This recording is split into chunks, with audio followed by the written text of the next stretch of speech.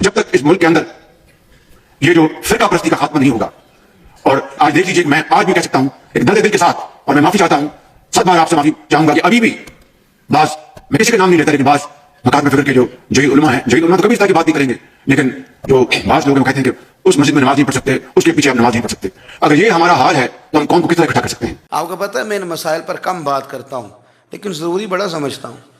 میں سمجھتا ہوں یہ ضروری چیزیں، مہربانی فرمائیں کسی جگہ بھی کسی ایک کے بارے میں بھی اپنے عقیدے میں کبھی کوئی کمزوری پیدا، کبھی نہ کوئی کمزوری پیدا، اتنی سی بھی بات کسی کی سننا، کسی کی کرنا، ڈسکس، ہمارا منصب ہی نہیں، اور کچھ اور بیوقوف ہیں۔ میں یونیورسٹی میں تھا چند دن پہلے، تو لیکچر کے بعد ایک دوست مجھے کہنے لگے کہ مولوی ایک دوسرے کے پیچھے نماز نہیں پڑھتے۔ میں نے اس کو کچھ پیار کی دلیلیں بھی دی، محبت کی، اس کو کہتے ہیں الزامی جواب ہمارے اصول تفسیر میں۔ میں نے اسے کہا کہ ایک ڈاکٹر سے دوائی لے لیں، دوسرے کے پاس جائیں تو کہتا ہے اسے تو پتہ ہی کو نہیں، تم غلط آدمی کے پاس چلے گئے، تو اس سے آپ کو ٹینشن نہیں ہوتی؟ یہ روز سیاستدان دھما چوکڑی مچا رہے ہوتے ہیں کہ فلانا چور ہے، فلانا چور ہے، تو اس سے نہیں ٹینشن، مولویوں کی ٹینشن ہے تمہیں۔ کہنے لگا جی نہیں، کیوں نہیں نماز پڑھتے؟ میں نے اسے کہا یار، اور وہ مجھے کہنے لگا جی آپ بڑی مثبت بات کرتے ہیں تو اس لیے میں نے آپ سے سوال کیا ہے۔ میں نے کہا یار بڑی سادی سی بات ہے، اگر تیری سمجھ میں آ گئی تو ٹھیک ہے، نہ بھی آئی تو منوانا تو میرے ذمہ ہے بھی نہیں، بتانا میرے ذمہ ہے۔ تو یہ بتا، میں نے کہا تیرے ابا جی کو، تیری اماں کو کوئی بندہ کافر کہہ گزرے، کوئی مولوی بہت بڑا شیخ الحدیث ہو، اصول تفسیر پہ، فقہ پہ، حدیث پہ دسترس رکھتا ہو، اور مستحضر علم ہو اس بندے کا، تیرے ابے اور اماں کو کافر کہے تو نماز پڑھتا ہے؟ کہنے لگا نہیں۔ تو میں نے کہا جو میرے نبی پاک کے ماں باپ کو مشرک مانے،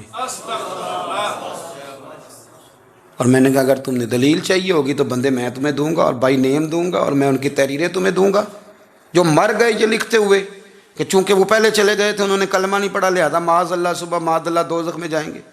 تیرا حوصلہ پڑھتا ہے تو پڑھ نماز، میرا تو نہیں پڑھتا، میں کیسے پڑھوں؟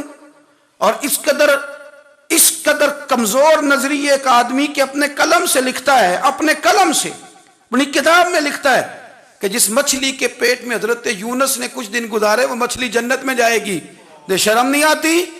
جس مچھلی کے پیٹ میں یونس چند دن رہے وہ جنت میں جائے گی، اور جس ماں کے پیٹ میں مدینے والے رسول 9 مہینے رہے، یہ حیا نہیں آتی تجھے بات کرتے؟ اگر پھر بھی سمجھ نہ آئے تو ہم سے آ کے عقیدہ سن، ہو درود تجھ پہ بھی آمنہ، ہو درود تجھ پہ بھی، تیرے لال پر بھی سلام ہو، تیری گود کتنی عظیم ہے، تیری گود کتنی یار۔ آپ مجھے دلیل دینا، میں ہماری ساڑی تے واٹی کون نہیں تے سانجی کس نال ہونی ہے، ہمارا کسی سے ذاتی رٹا ہی کوئی نہیں، آپ بات کو سمجھیں۔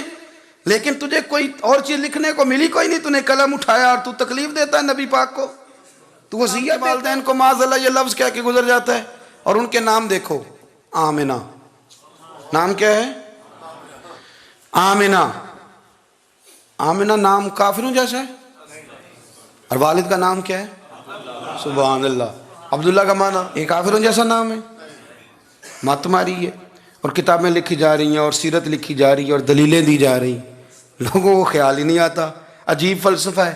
4 اقوال ہمارے بزرگوں نے لکھے ہیں نبی پاک کے والدین کے بارے میں۔